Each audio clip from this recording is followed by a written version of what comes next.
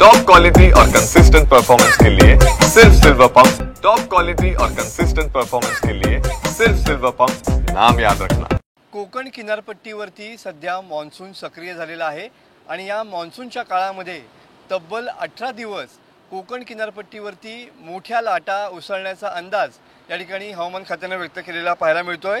कोकण किनारपट्टीवरती जून ते सप्टेंबर या कालावधीमध्ये 18 मोठ्या भरतीचे दिवस आहेत। या 18 दिवसामध्ये 4.5 मीटर एवढ्या उंचीच्या लाटा उसळण्याचा अंदाज या ठिकाणी व्यक्त करण्यात आलेला आहे। समुद्र आणि खाडी किनारी असलेल्या 145 गावांना मॉन्सून सक्रिय झाल्यानंतर या ठिकाणी अलर्ट दिला गेलेला पाहायला मिळतो आहे।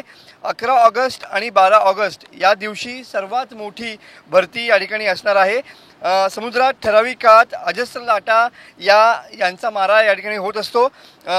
समुद्राचं पाणी मानवी वस्तीमध्ये जाऊ नये यासाठी जिल्हा प्रशासनानं या ठिकाणी विशेष प्रयत्न केलेले पाहायला मिळत आहेत।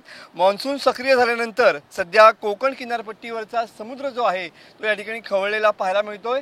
सध्या तुम्ही बघू शकता की समुद्रात सध्या अजस्र लाटा या ठिकाणी उसळताना पाहायला मिळत आहेत आणि या लाटांचा मारा सध्या समुद्रकिनारी या ठिकाणी होताना पाहायला मिळतोय। पावसाळ्यामधले म्हणजेच मॉन्सूनमधले 18 दिवस हे खूप महत्त्वाचे असणार आहेत। या 18 दिवसांमध्ये जवळपास अजस्र लाटा समुद्रकिनारी या ठिकाणी धडकणार आहेत। त्यामुळं या किनारपट्टी भागातल्या नागरिकांनी विशेष काळजी घेण्याचं आवाहन या ठिकाणी प्रशासनाच्या माध्यमातून केलं गेलेलं पाहायला मिळत आहे। कॅमेरामन समित गजनेसह मनोज लेले, TV9 मराठी, रत्नागिरी।